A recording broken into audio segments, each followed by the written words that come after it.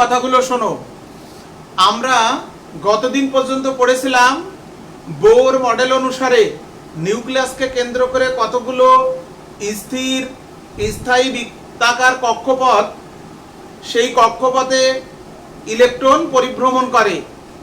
নিউক্লিয়াসকে কেন্দ্র করে নির্দিষ্ট দূরত্বে কতকগুলি স্থির স্থায়ী বৃত্তাকার কক্ষপথ, সেই কক্ষপথ দিয়ে ইলেকট্রন নিউক্লিয়াসকে পরিভ্রমণ করে। ইলেকট্রনের তরঙ্গ ধর্ম বিদ্যমান, আর ইলেকট্রনের তরঙ্গ ধর্ম বিদ্যমান থাকায় এই ইলেকট্রনের অবস্থান নিউক্লিয়াসকে কেন্দ্র করে বৃত্তাকার যে চওড়া প্রশস্ত অরবিট, সেই অরবিটকে আবার সোমারফিল্ড প্রস্তাব করলেন যে ইলেকট্রন নিউক্লিয়াসকে কেন্দ্র করে শক্তি স্তরে ইলেকট্রনের ধারণ ক্ষমতা যেহেতু বৃদ্ধি পায়, তো নিউক্লিয়াসকে কেন্দ্র করে ওই বৃত্তাকার কক্ষপথগুলো আবার কতগুলো উপকক্ষপথে বিভক্ত হবে। ওই উপকক্ষপথ আবার কতগুলো স্থানিক বিন্যাসে বিভক্ত হবে, যেই স্থানিক বিন্যাসগুলোকে আমরা অরবিটাল বলি। তাহলে নিউক্লিয়াসকে কেন্দ্র করে বৃত্তাকার কক্ষপথ, ওই বৃত্তাকার কক্ষপথে উপকক্ষপথ, যেটাকে আমরা শক্তি স্তর, উপশক্তি স্তর, ওই উপশক্তি স্তরে আবার অরবিটাল।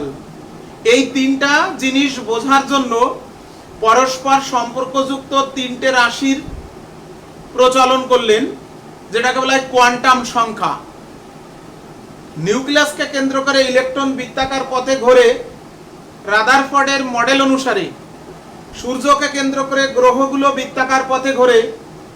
ওই গ্রহ আবার নিজের অক্ষে যেখানে অবস্থান করে সেই নিজের অক্ষে ঘড়ির কাঁটার দিকে, অর্থাৎ আমাদের পৃথিবী একবার ঘুরতে নিজের অক্ষে 24 ঘন্টা সময় লাগে। সেই 24 ঘন্টায় দিন এবং রাত হয়। তো ইলেকট্রন ও নিউক্লিয়াসকে কেন্দ্র করে যখন বৃত্তাকার পথে ঘোরে, ওই অবস্থানে থেকে তার ত্রিমাত্রিক যে বিন্যাসের কথা বললাম, যে কক্ষপথ উপকক্ষপথ, ওই উপকক্ষপথে আবার ত্রিমাত্রিক স্থান, সেই স্থানে থেকে সে নিজের অক্ষে ঘড়ির কাঁটার দিকে অথবা ঘড়ির কাঁটার বিপরীত দিকে ঘুরতে পারে। তাহলে ইলেকট্রনের কক্ষপথের আকার, আকৃতি, ত্রিমাত্রিক বিন্যাস, এই তিনটে বিষয় বোঝার জন্য পরস্পর সম্পর্কযুক্ত তিনটে রাশি ব্যবহার করা হয়। একটি হলো প্রধান কোয়ান্টাম সংখ্যা, একটি হলো সহকারী কোয়ান্টাম সংখ্যা, আর একটি হলো ম্যাগনেটিক কোয়ান্টাম সংখ্যা। আমি কিন্তু গতদিন এই গ্রুপে একটা পোস্ট দিয়েছি, মাথায় রাখতে হবে কথাগুলো। জ্যোতির্ময় স্যার গতদিন কি বলেছে? ছাগল গরুর দল, পড়াশোনা করতে আসো না চ্যাট করতে আসো বলেছে, কিন্তু আমি ছিলাম ক্লাসে। যা বলে তার উত্তর দাও না ঠিক মতো। তাহলে তোমাদেরকে কিন্তু বারবার বলেছি, আমি একটা পোস্টও দিয়েছি, এই গ্রুপে লাইভে থাকাকালীন আমাকে শুধু প্রশ্ন করবে পড়াশোনার বিষয়ে, নিজেদের মধ্যে কোনো চ্যাট করবে না কেউ। আমি যেটা কমেন্টস দিয়ে তোমাদের জানাতে বলবো সেটাই জানাবে। কোনো একটা টপিকস পড়ানো শেষ হলে তার যদি কোনো সমস্যা থাকে সেটা লিখবে। আমি একটা বিষয়ে বোঝাচ্ছি, সেটা মাঝে আছি, তখন লেখার দরকার নেই, শেষ হলেই লিখো। আর তুমি লেখো, আমি সেটা দেখবো পরে।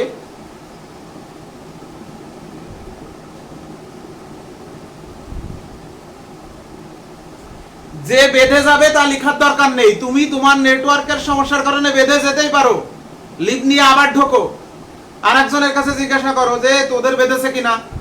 আরে ওদের বাদলে তো ওরাও আমাকে কমেন্টস দেবে, স্যার দেখতে পাচ্ছি না, ভিডিও শোনা দেখা যাচ্ছে না, বা শব্দ শোনা যাচ্ছে না।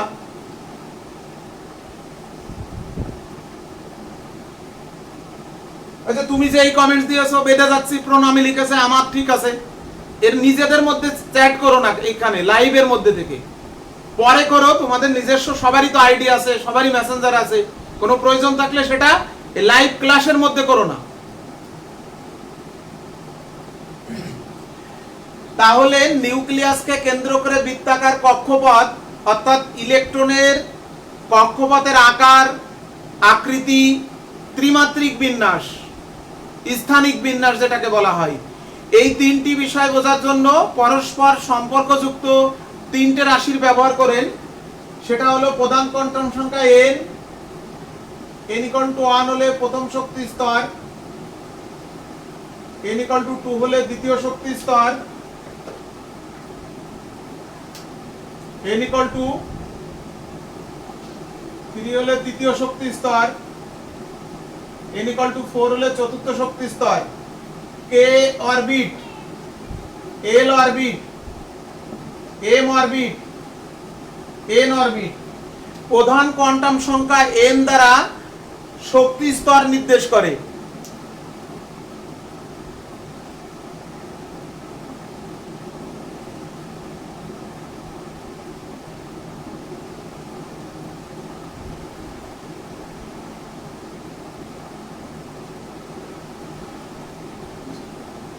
যেহেতু নিউক্লিয়াসকে কেন্দ্র করে ইলেকট্রনের ধারণ ক্ষমতা শক্তি স্তরে নির্দিষ্ট, প্রথম শক্তি স্তরে 2টি ইলেকট্রন থাকে, দ্বিতীয় শক্তি স্তরে 8টি ইলেকট্রন থাকে, তৃতীয় শক্তি স্তরে 18টি ইলেকট্রন, চতুর্থ শক্তি স্তরে 32টি ইলেকট্রন। তাহলে সোমারফিল্ড প্রস্তাব করলেন যে কক্ষপথগুলো আবার কতগুলো উপ কক্ষপথে বিভক্ত হবে, শক্তি স্তরগুলো আবার কতগুলো উপশক্তি স্তরে বিভক্ত হবে। এই উপশক্তি স্তর বোঝার জন্য সহকারী কোয়ান্টাম সংখ্যা এল এর মান n এর মানের উপর ডিপেন্ড করে। এল এর মান হবে 0 থেকে n-1 পর্যন্ত। তাহলে n এর মান 0, তাহলে এল এর মান কত হবে? শুধুই 0। n এর মান 2 হলে l এর মান 0 1, n এর মান 3 হলে l এর মান 0 1 2, n এর মান 4 হলে l এর মান 0 1 2 3। l এর মান যে কয়টি উপশক্তি স্তর সেই কয়টি। তাহলে প্রথম শক্তি স্তরে l এর মান 1টি, প্রথম শক্তি স্তরের একটাই উপশক্তি স্তর, তার মানে ওটা আর বিভক্ত হয়নি। দ্বিতীয় শক্তি স্তরে l এর মান 2টি, তাহলে দ্বিতীয় শক্তি স্তর 2টা উপশক্তি স্তরে বিভক্ত হয়েছে। তৃতীয় শক্তি স্তরে l এর মান 3টি, তাহলে তৃতীয় শক্তি স্তর 3টি উপশক্তি স্তরে বিভক্ত হয়েছে।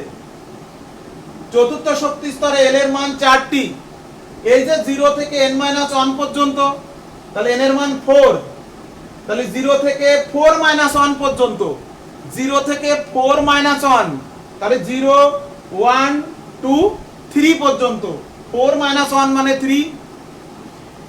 l এর মান অনুসারে এদেরকে আবার নামকরণ করা হয় 1s 2s 2p 3s 3p 3d 4s 4p 4d 4f। তাহলে প্রধান কোয়ান্টাম সংখ্যা n = 1 হলে k শক্তি স্তর k অরবিট, n = 2 হলে l অরবিট, n = 3 হলে m অরবিট, n = 4 হলে n অরবিট। ঠিক তেমনি l এর মান অনুসারে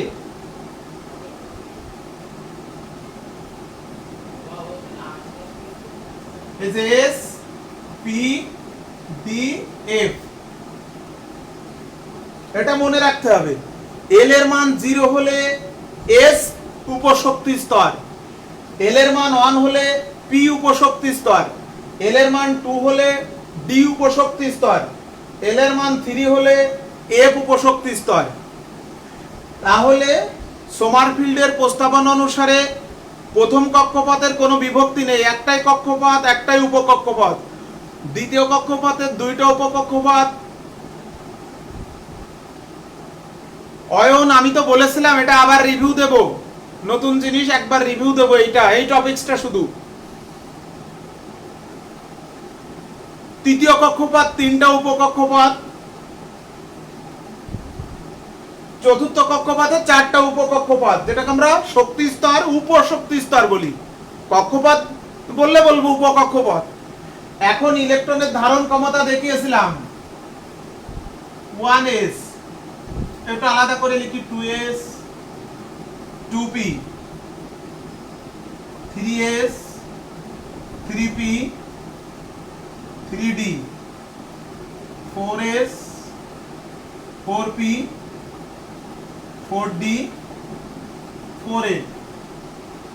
প্রথম কক্ষপথে দুটি ইলেকট্রন থাকে, কতদিন দেখিয়েছিলাম 2n² দিয়ে।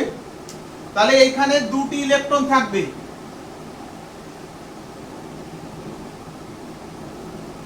তাহলে এই যে s এ দুটি ইলেকট্রন থাকে, তাহলে এখান থেকে শিখলাম s উপশক্তি স্তরে দুটির বেশি ইলেকট্রন থাকতে পারবে না, ওর ধারণ ক্ষমতা হলো 2। তাহলে এখানে যদি দুটি থাকে, দ্বিতীয় কক্ষপথে মোট 8টি ইলেকট্রন, তাহলে p তে অবশ্যই 6টি।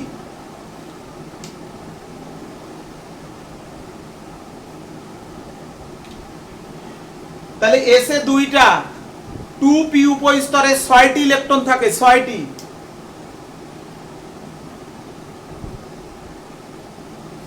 তাহলে এখানে 10টি,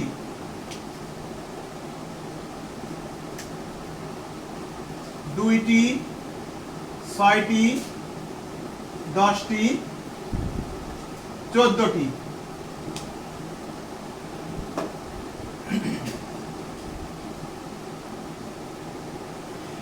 তাহলে s উপস্তর, সেখানে দুটি ইলেকট্রন থাকে, s এর কোনো বিভক্তি নেই। দেখো 1s, 2s, 2p, 3s, তাহলে s এ সব সময় দুটি ইলেকট্রন থাকবে। p তে তাহলে কিভাবে 6টি ইলেকট্রন থাকবে, d তে কিভাবে 10টি ইলেকট্রন থাকবে, f এ কিভাবে 14টি ইলেকট্রন থাকবে। তাহলে উপশক্তি স্তরগুলো আবার কতগুলো স্থানিক বিন্যাসে বিভক্ত হবে। ইলেকট্রন সেই স্থানিক বিন্যাসে অবস্থান করবে, একটি স্থানিক বিন্যাসে দুটির বেশি ইলেকট্রন থাকতে পারবে না।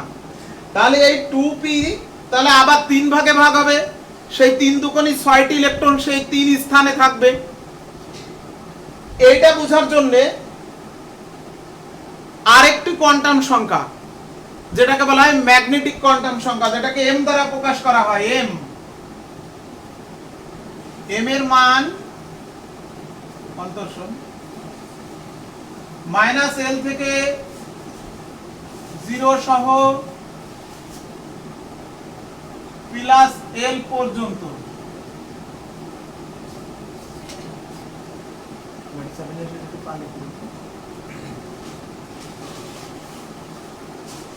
তাহলে যখন l এর মান 0, তখন m এর মানও 0। -0, 0, +0, গণিতে কোনো -0 বা +0 বলে কোনো ডিজিট নেই।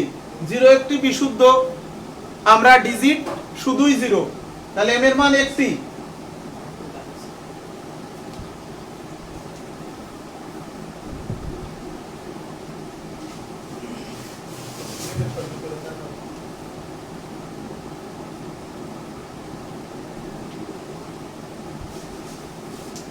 এবার দেখো দ্বিতীয় শক্তি স্তরে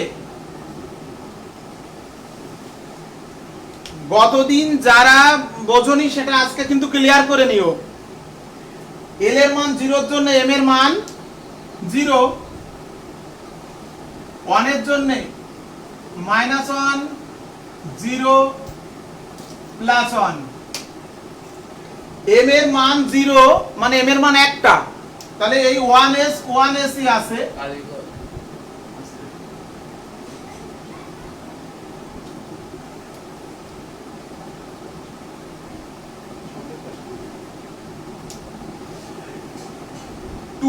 দেখো 2s ই আছে। 2p 3 ভাগে ভাগ হয়েছে, 2px, 2py, 2pz।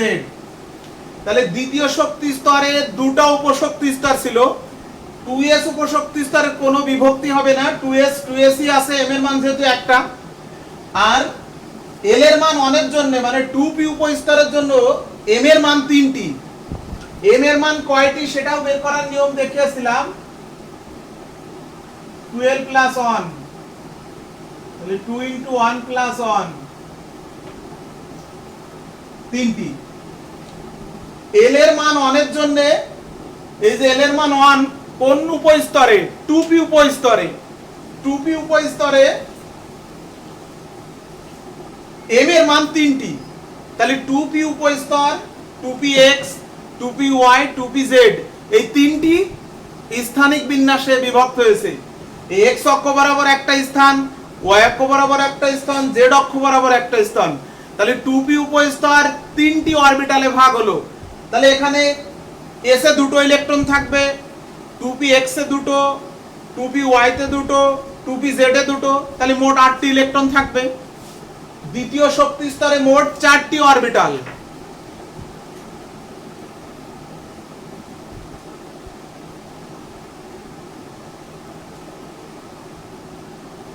এক মিনিট, ভিডিও বেঁধে গেছে নাকি?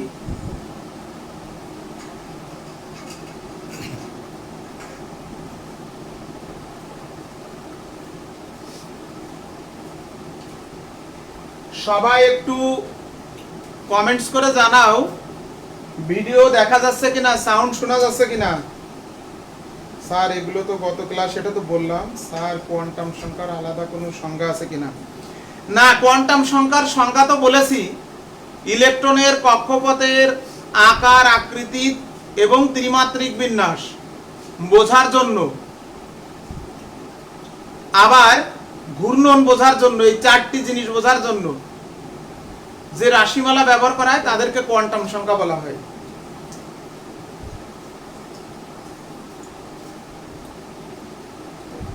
ঠিক আছে, ঠিক আছে, জি স্যার ঠিক আছে, হ্যাঁ সবাই বলছে ঠিক আছে।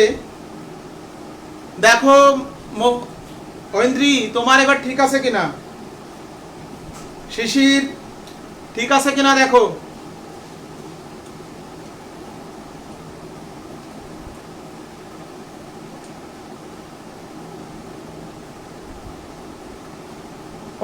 ওকে ঠিক আছে। এবার দেখো তৃতীয় শক্তি স্তরে এল এর মান 0 এর জন্য এম এর মান 0, আর 1 এর জন্য -1 0 +1, 2 এর জন্য -2 থেকে 0 সহ +2 পর্যন্ত, তাহলে -2 থেকে 0 সহ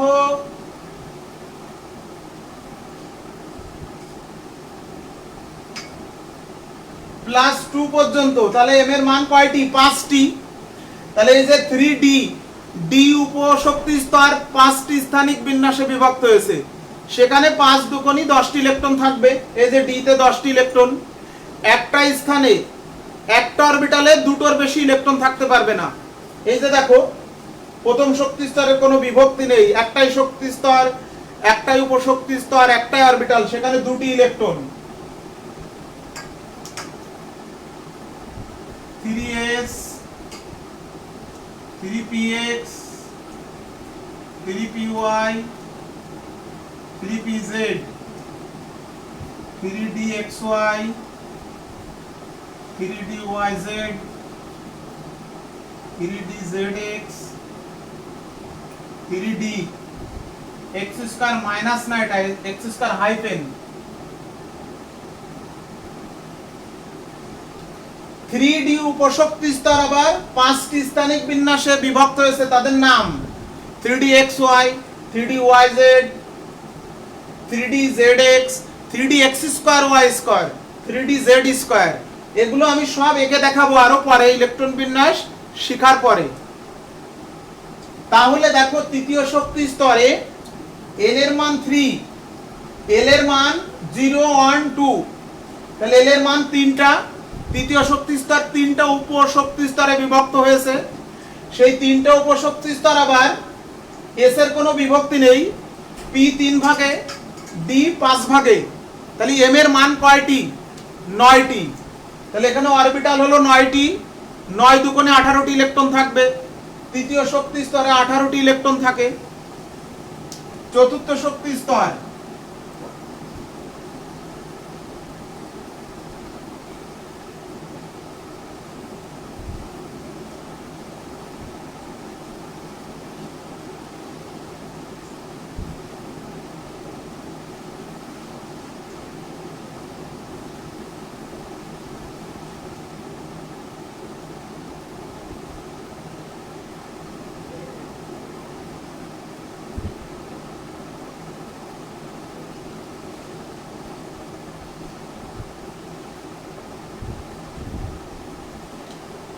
এল এর মান 3 এর জন্য এম এর মান দেখো কয়টি 7টি, তাহলে এই এফ উপস্তর 7 ভাগে বিভক্ত হবে, তাহলে 7 দুগুণে 14টা ইলেকট্রন সেখানে থাকবে।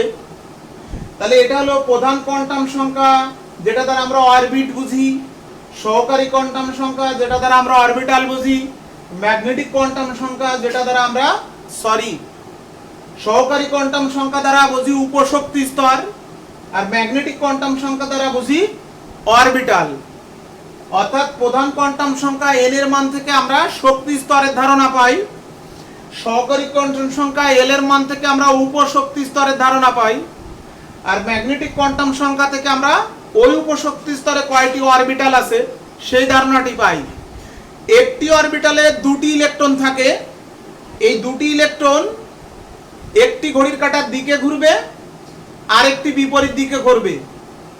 নিউক্লিয়াসকে কেন্দ্র করে তারা পরিভ্রমণ করছে, সেটা হচ্ছে কক্ষপথে অরবিটে, আর তার অরবিটালে অবস্থান করে সে ঘড়ির কাঁটার দিকে অথবা বিপরীত দিকে যে কোনো দিকে ঘুরতে পারে।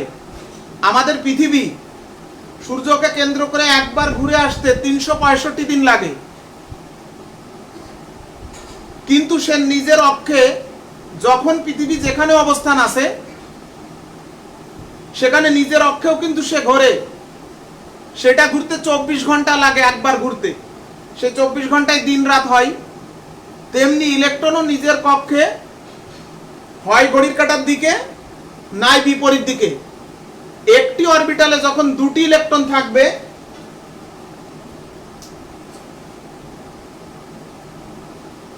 এই ঘূর্ণন এস দ্বারা প্রকাশ করা হয়, S equal to plus minus half. এই যে একটি ঘড়ির কাঁটার দিকে আর একটি বিপরীত দিকে, এই প্লাস মাইনাস হাফ এটা কোনো গাণিতিক সংখ্যা বোঝায় না। প্লাস হাফ মানে 50% সম্ভাবনা ঘড়ির কাঁটার দিকে ঘোরার, মাইনাস হাফ মানে ঘড়ির কাঁটার বিপরীত দিকে ঘোরার সম্ভাবনাও 50%। একটি ইলেকট্রন থাকলে তুমি তো জানো না, পরীক্ষিত বিষয়, হয় ঘড়ির কাঁটার দিকে ঘুরছে নাই বিপরীত দিকে ঘুরছে, সম্ভাবনা 2 দিকে ঘোরার।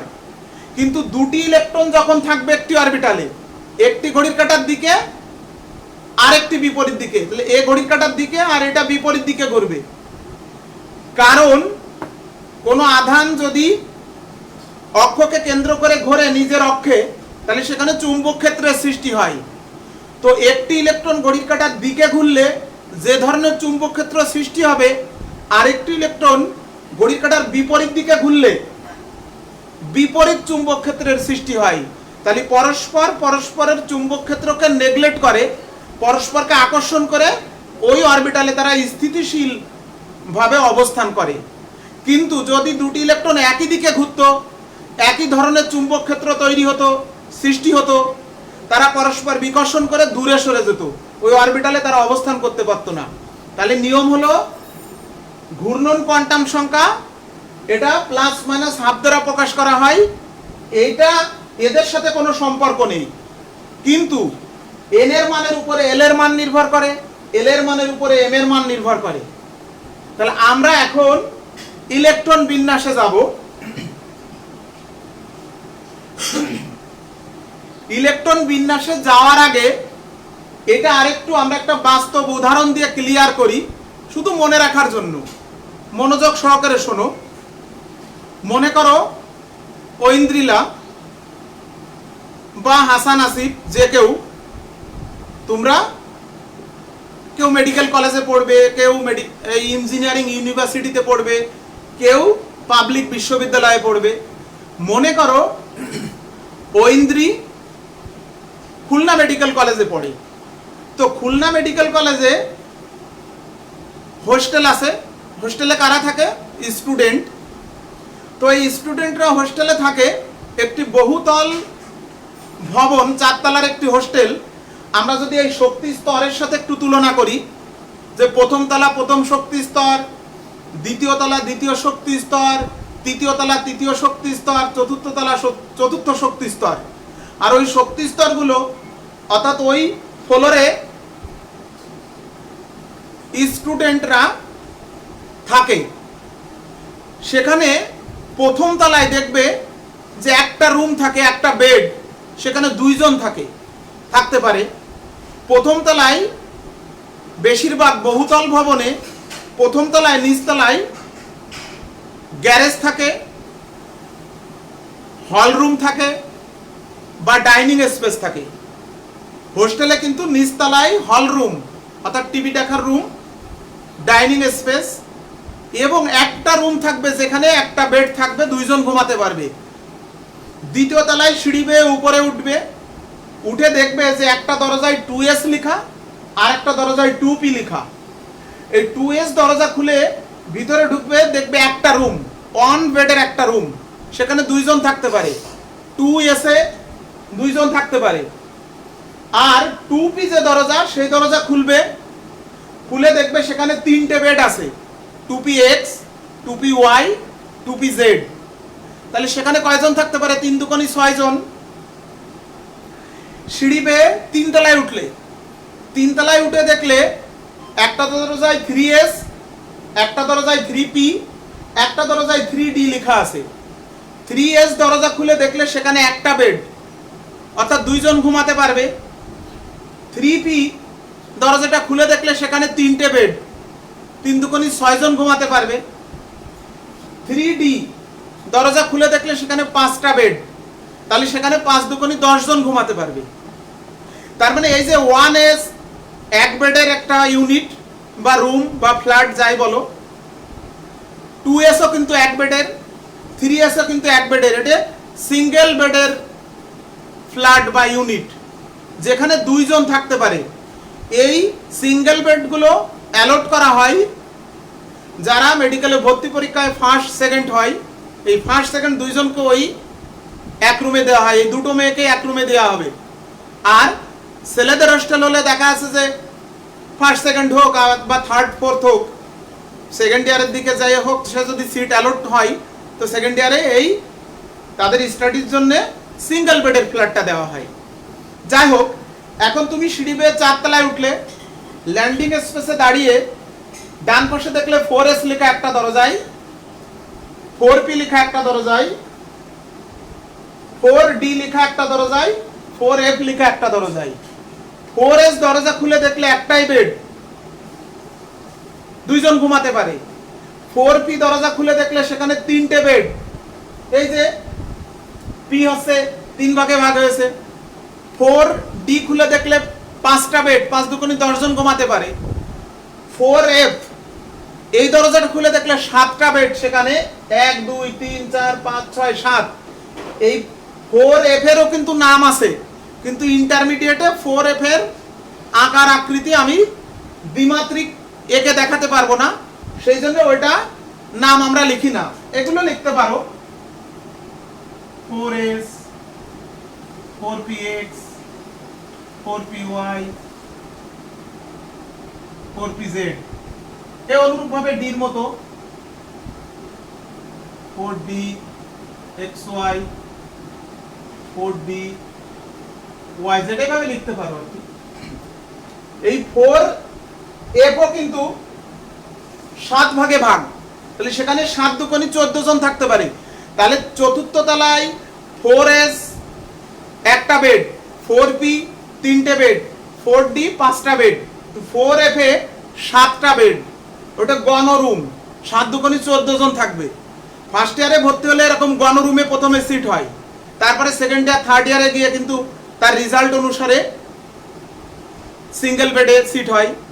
তাহলে এখন বহুতল একটি ভবন যার প্রথম তলায় একটাই রুম 1S, দ্বিতীয় তলায় 2টা রুম 2S 2P, তৃতীয় তলায় 3টা রুম 3S 3P 3D, চতুর্থ তলায় 4টে room 4S 4P 4D 4F। এখন মনে করো ওই হোস্টেলে ঐন্দ্রী থাকে, তোর গ্রামের বাড়ির থেকে কেউ খুলনা মেডিকেলে গিয়েছে, তো জানে যে ঐন্দ্রী মেডিকেল কলেজের হোস্টেলে থাকে, কোনো সাহায্য যদি লাগে তাহলে ওর সাথে কন্ট্যাক্ট করলে আমরা একটু সুবিধা হবে। তো যদি ঐন্দ্রীকে খুঁজতে হয় তাহলে ওই হোস্টেলের প্রথম তলার এক রুম, দ্বিতীয় তলায়, তৃতীয় তলা, চতুর্থ তলা সমস্ত রুম, সমস্ত বেডে কিন্তু খোঁজা লাগবে ও কোথায় আছে। সবাই দুপুরবেলা ক্লাস করে এসে খাওয়ার পরে রেস্ট নিচ্ছে, শীতকাল কাতা মুড়ি দিয়েই ঘুমাচ্ছে সবাই মনে করো দুপুরে, একটা বেডে দুইজন থাকতে পারে। তাহলে কিছু তথ্য যদি বাড়ির থেকে বলে দেয় ওই ব্যক্তিকে, ঐন্দ্রির বাড়ির থেকে, যে সে তৃতীয় তলায় থাকে, তার মানে যদি বাড়ির থেকে বলে দেয় যে n = 3, প্রধান কোয়ান্টাম সংখ্যা n = 3 মানে তৃতীয় তলায় থাকে, তাহলে ওই ব্যক্তি কাউকে ডিস্টার্ব না করে সিঁড়ি বেয়ে তৃতীয় তলায় উঠে যাবে। তৃতীয় তলায় গিয়ে দেখলো একটা দরজায় 3s লেখা, একটা দরজায় 3p লেখা, একটা দরজায় 3d লেখা। তাহলে আরেকটা তথ্য দরকার যে কোন রুমে ঐন্দ্রি আছে। তাহলে l এর মান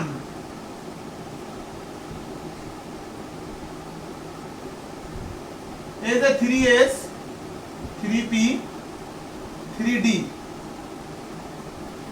বাড়ির থেকে বলে দিয়েছে আরেকটি তথ্য যে 3p যে দরজা লেখা ওই দরজা খুললে ওই রুমে পাওয়া যাবে ওকে।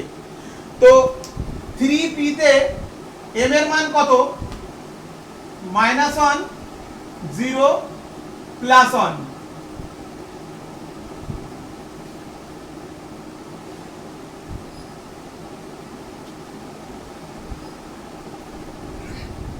তো 3p দরজা খুলে গিয়ে দেখলো 3টা বেড।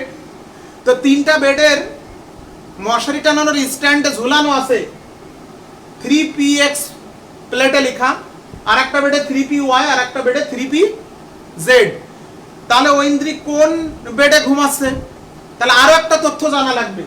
শুধু 3p রুমে দরজা খুলেই দেখবে সেখানে 3টে অরবিটাল, 3টা বেড। তাহলে কোন বেডে ঘুমাচ্ছে আরেকটি তথ্য জানা লাগবে। m এর মান যদি বাড়ির থেকে বলে দেয় যে বেডে 3pz লেখা আছে ওই বেডে ও ঘুমায়, ওইটা ওর বেড, ওইটা অ্যালট ওর জন্য। তো এই 3pz ওই বেডে দুইজন ঘুমাচ্ছে। দুইজন একই খাটে ঘুমানোর নিয়ম কি? ইলেকট্রন একই জায়গায় একটি ঘড়ির কাঁটার দিকে আর একটি বিপরীত দিকে ঘোরে। এক বেডে দুইজন ঘুমাতে গেলে দুই দিকে মাথা দিয়ে ঘুমাতে হবে, একজন দক্ষিণ দিকে মাথা দিয়ে আর একজন উত্তর দিকে মাথা দিয়ে। কেন? কারণ মানুষের শরীরের মাঝখান থেকে ভাগ করো হাইট অনুসারে, উপরের অংশের ভর আর নিচের অংশের ভর সমান না। তাহলে ভরের ব্যালেন্সের জন্য একজন যদি দক্ষিণ দিকে মাথা দিয়ে ঘুমায় আর একজন উত্তর দিকে মাথা দিয়ে ঘুমাতে হবে, তাহলে সমভার থাকবে, বেডের ব্যালেন্স থাকবে। তাহলে আরেকটি তথ্য জানতে হবে, এই 3pz এই বেডের কাছে গেল, একজন দক্ষিণ দিকে মাথা দিয়ে ঘুমাচ্ছে আর একজন উত্তর দিকে মাথা দিয়ে ঘুমাচ্ছে। তাহলে আরেকটা তথ্য s = ±½ তাহলে দক্ষিণ দিকে মাথা দিয়ে ঘুমাচ্ছে, এটা যদি +½ হয় মানে ঐন্দ্রির ঘুমানোর সম্ভাবনা দুই দিকে মাথা দিয়ে ঘুমানো। ঐন্দ্রি যদি দক্ষিণ দিকে মাথা দিয়ে ঘুমায় আর একজন উত্তর দিকে মাথা দিয়ে ঘুমাচ্ছে, তাহলে ও কোন দিকে মাথা দিয়ে ঘুমায় এটাও নির্দিষ্ট হতে হবে। তো যদি বাড়ির থেকে বলে দেয় যে ও 3pz ওই বেডে দক্ষিণ দিকে মাথা দিয়ে ঘুমায়, তাহলে এইখানে গিয়ে ওই দক্ষিণ পাশে গিয়ে মাথাটা ধরলে, কাঁথা সহ, কাঁথা মুড়িতে দুইজনই ঘুমাচ্ছে, এই মাথা ধরলেই কার চুল পাওয়া যাবে? ঐন্দ্রির চুল। তাহলে ঐন্দ্রিকে তুমি ডেকে তুললে, কাউকে কোনো ডিস্টার্ব করলে না। সিঁড়ি বেয়ে তৃতীয় তলায় উঠলে n এর মান 3, l এর মান হলো 1, তাহলে 3p দরজা খুললে, 3p দরজা খুলে m এর মান হচ্ছে +1 মানে 3pz বেডে আছে। 3pz বেডের কাছে গেলে ওই বেডের কাছে যে দক্ষিণ দিকে ঘুরে দাঁড়িয়ে যে মাথাটা পেলে সেটি হলো ঐন্দ্রি। তাহলে একটি ইলেকট্রনের সমস্ত তথ্য জানার জন্য 4টি কোয়ান্টাম সংখ্যার মান খুবই তাৎপর্যপূর্ণ। প্রধান কোয়ান্টাম সংখ্যা দ্বারা বোঝা যায় কোন শক্তি স্তরে আছে, সহকারী কোয়ান্টাম সংখ্যা দ্বারা বোঝা যায় ওই শক্তি স্তরের কোন উপশক্তি স্তরে আছে, ম্যাগনেটিক কোয়ান্টাম সংখ্যা দ্বারা বোঝা যায় ওই উপশক্তি স্তরের কোন অরবিটালে আছে, আর স্পিন কোয়ান্টাম সংখ্যা দ্বারা বোঝা যায় যে সে ঘড়ির কাঁটার দিকে ঘুরছে না বিপরীত দিকে ঘুরছে। তাহলে একটি ইলেকট্রনের সমস্ত তথ্য জানার জন্য 4টি কোয়ান্টাম সংখ্যা খুবই গুরুত্বপূর্ণ বা তাৎপর্য বহন করে। এমনি এটা একটু হালকা করার জন্য আমি উদাহরণটা দিলাম আর কি। তাহলে আমরা এখন ইলেকট্রন বিন্যাসে চলে যাই। ইলেকট্রন বিন্যাসের 3টে নিয়ম আছে, আজকে আমরা একটা নিয়ম পড়াবো।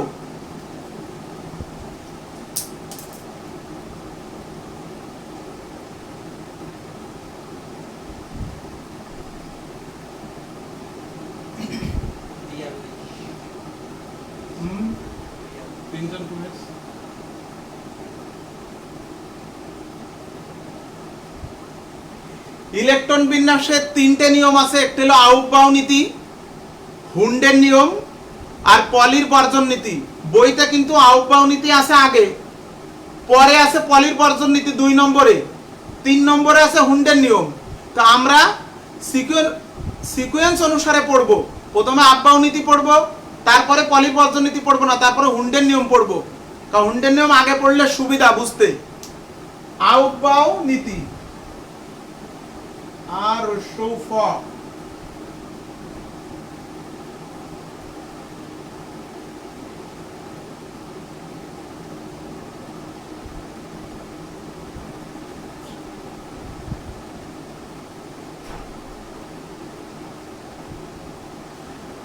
আর রস্যৌ ফ বয়াকার রস্যৌ। আউফবাউ এটা কোনো বিজ্ঞানীর নাম না, এটা হলো একটি জার্মান শব্দ। আউফবাউ অর্থাৎ বিল্ড আপ, নিম্ন থেকে আস্তে আস্তে উচ্চ ক্রম অনুসারে। আমরা যখন কোনো বিল্ডিং গাঁথি, একটা ইটের পর আর একটা ইট গাঁথি, আস্তে আস্তে উপরের দিকে গাঁথতে গাঁথতে উপরে উঠা হয়। তাহলে নিম্ন থেকে উচ্চ ক্রমে আস্তে আস্তে যাওয়া হয়।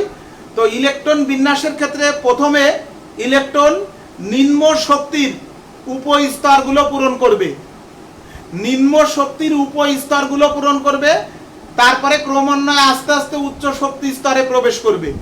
তো আমরা সাধারণ ধারণা অনুসারে বলেছিলাম নিউক্লিয়াস থেকে যত দূরে যাবে তত শক্তি স্তরের শক্তি বাড়বে। তো এখানে এই শক্তি হিসাবের একটা নিয়ম আছে, সেখানে কিছু ব্যতিক্রম দেখা যাবে। N+L নীতি বলা হয়, N+L নিয়ম। এই N+L এর মান N+L এর মান যেখানে কম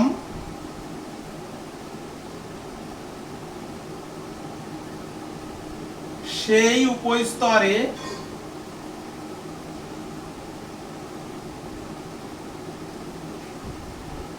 আগে ইলেকট্রন প্রবেশ করবে।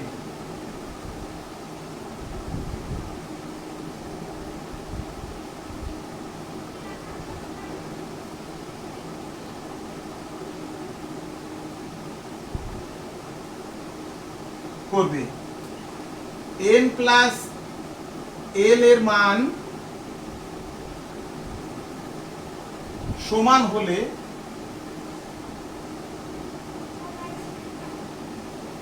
যেখানে মানে যে উপস্তরে N এর মান কম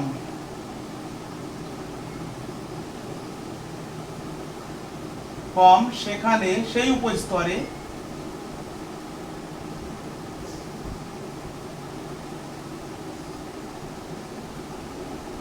আগে ইলেকট্রন প্রবেশ করবে।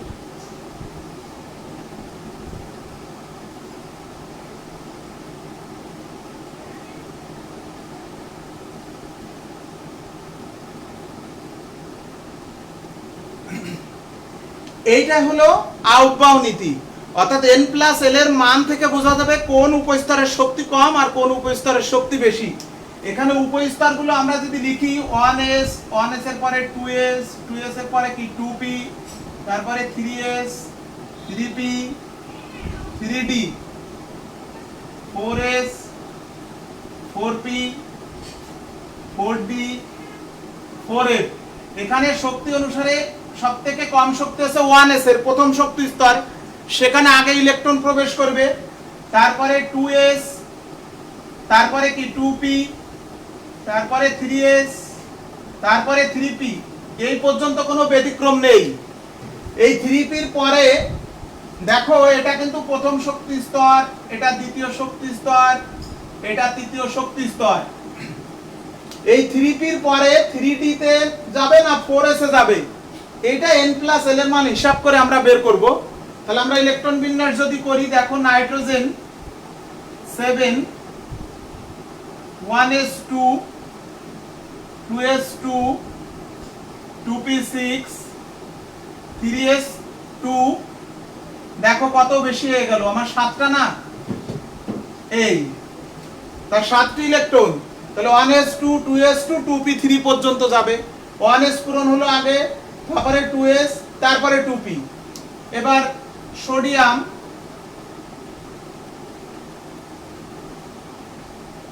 one s2 2s2 2p6 3s1। এবার ক্লোরিন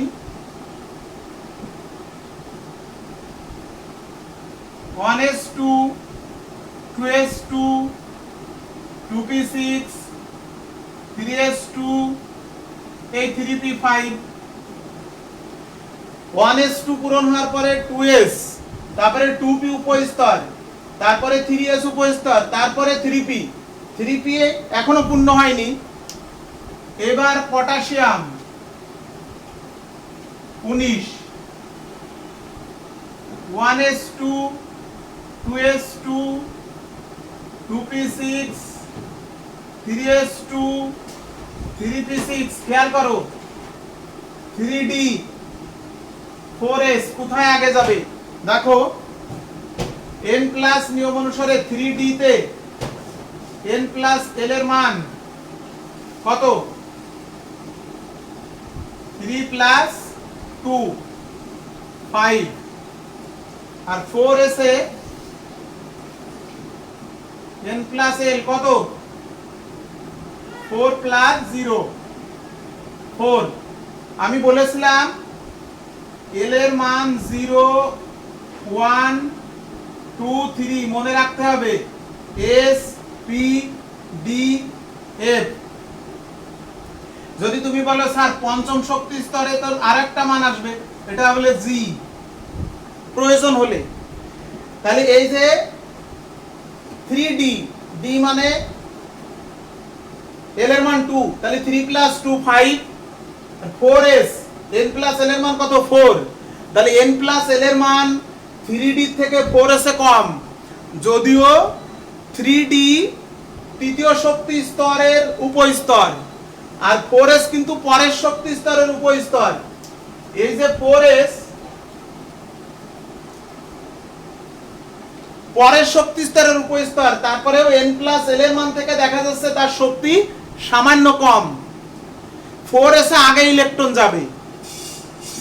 তুমি কল্পনা করো এটা 3 বেডের ফ্ল্যাট তৃতীয় তলায়, 3d মানে কি 5 বেডের ফ্ল্যাট, এই 3d 5 বেডের ফ্ল্যাট, আর 4s কি 1 বেডের ফ্ল্যাট, কোনটার ভাড়া কম হবে, ওটা চতুর্থ তলায় হলে 1 বেডের ফ্ল্যাট, ওটার ভাড়া কম, ওটা আগে কিন্তু ভাড়া হবে। আর 3d 5 বেডের ফ্ল্যাট, সেটার ভাড়া বেশি হবে না, তাহলে এই যে শক্তি বেশি। তাহলে n প্লাস l এর মান 3d তে 5 আর n প্লাস l এর মান 4s এ কত 4, তাহলে ইলেকট্রন আগে 4s এ প্রবেশ করবে, 3d তে যাবে না। ক্যালসিয়াম 1s2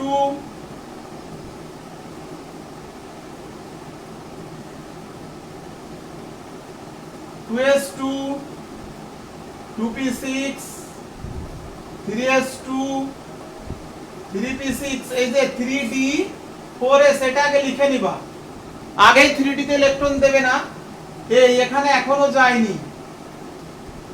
যখন scandium 21 1s2 2s2 2p6 3s2 3p6 3d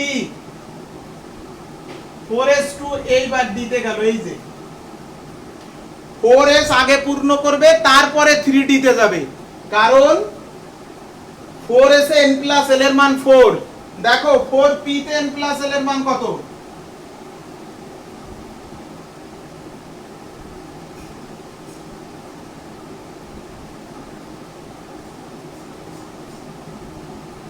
4 plus 1 5, দেখো এটাও 5 এটাও 5, তাহলে এই যে 3d আর 4p, এই 3d আর 4p এর পরেই তো 4p আছে। 4s পূর্ণ হওয়ার পর 4p তে কিন্তু যাবে না, 4p তে n প্লাস l এর মান 5, 3d তেও n প্লাস l এর মান 5, কিন্তু n এর মান কম কোথায়? 3d তে। তৃতীয় তলায় 5 বেডের ফ্ল্যাট আর চতুর্থ তলায় 3 বেডের ফ্ল্যাট, দুটোর ভাড়া সমান। তৃতীয় তলায় 5 বেডের ফ্ল্যাট আর চতুর্থ তলায় 3 বেডের ফ্ল্যাট, কোনটা? এই 3d 5 বেডের ফ্ল্যাট আর 4p কি 3 বেডের ফ্ল্যাট, ভাড়া সমান, তুমি কোনটা নিবা? তৃতীয় তলায়, যেহেতু ওটা 5 বেডের ফ্ল্যাট 10 জন ঘুমাতে পারবে, ভাড়া 1। আর চতুর্থ তলায় ওটা 3 বেডের ফ্ল্যাট, সেখানে 6 জন ঘুমাতে পারবে, ভাড়া 1 থাকলেও তুমি নিচ তলার ওই 5 বেডের ফ্ল্যাটটি আগে নেবে, আগে ওইটা ভাড়া হবে। ভাড়া 1, ফ্লোর একটা নিচে আছে, উপরে উঠতে কষ্ট হয়, আবার সেখানে বেড 3টে, তাহলে 3d তে আগে ইলেকট্রন যাবে, 4p তে যাবে না। এইভাবে সব ইলেকট্রন বিন্যাসগুলো করবে। Iron 26, 1s2 2s2 2p6 3s2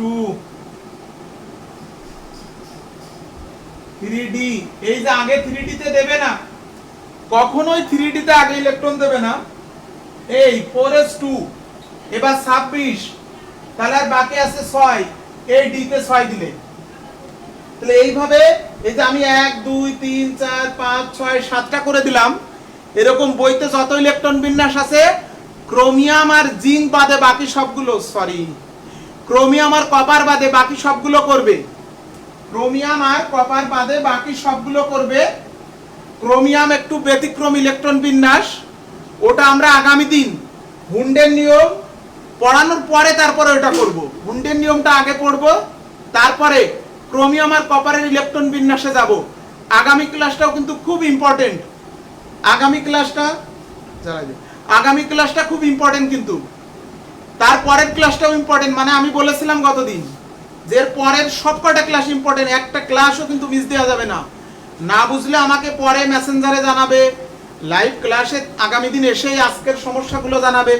এখন আসো, যদি আমরা আয়নের ইলেকট্রন বিন্যাস করতে পারে, সোডিয়াম পজিটিভ, তাহলে একটা ইলেকট্রন কম হবে, এইখান থেকে একটা ইলেকট্রন বাদ দিয়ে দাও, শেষ শক্তি স্তর থেকে।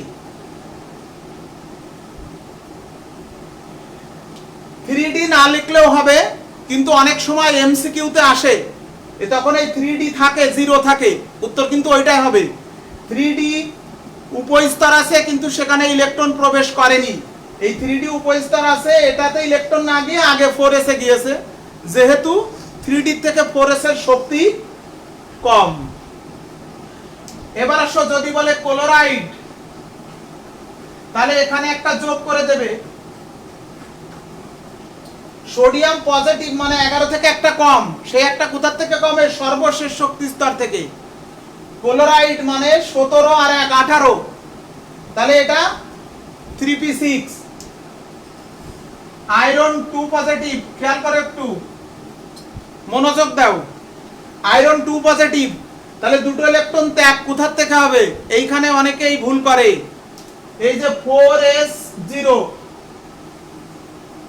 অনেকে এই 3d থেকে অপসারণ করে, সে মনে করে যে প্রবেশ করেছে শেষে 3d তে, 4s তো আগে পূরণ হয়েছে, তাহলে ইলেকট্রন শেষে প্রবেশ করেছে 3d তে, তাহলে অপসারণ 3d থেকে হবে, এইটা মনে করে সে। কিন্তু ইলেকট্রন প্রবেশ করবে n+l নিয়ম অনুসারে, কিন্তু ইলেকট্রন যখন ত্যাগ হবে বা বেরিয়ে যাবে, সর্বশেষ শক্তি স্তর থেকে ইলেকট্রন অপসারণ হবে, কারণ নিউক্লিয়াসের সাথে সর্বশেষ শক্তি স্তরের আকর্ষণ কম থাকে, ওখান থেকে সহজে ইলেকট্রন অপসারিত হবে। তার মানে 4s থেকে ইলেকট্রন অপসারিত হবে। যদি আয়রন 3 পজিটিভ হয়, তখন আবার 3d থেকে যাবে।